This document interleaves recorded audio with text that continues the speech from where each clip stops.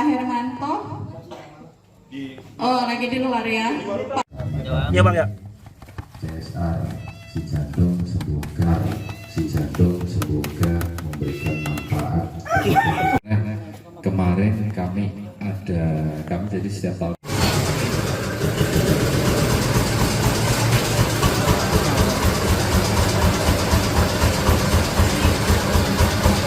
Udah hidupkan.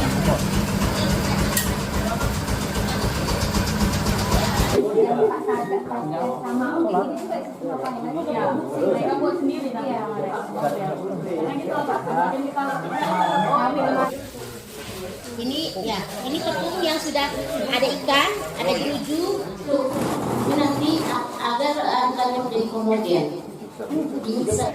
Ini nanti jelas jenis peletnya pelet terapung atau pelet Apung.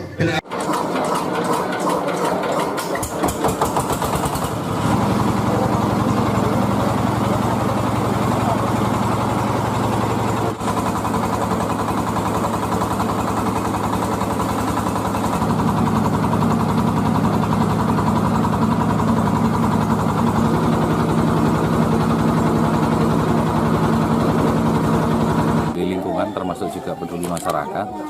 Nah di sini kemarin kami berkoordinasi dengan Pak Camat, Bu Lurah, terus ada program si jantung itu memanfaatkan limbah bekas ya, limbah dari ikan yang tidak terpakai nilai jualnya rendah, terus diolah menjadi pelet yang tentunya lagi untuk membuat pakan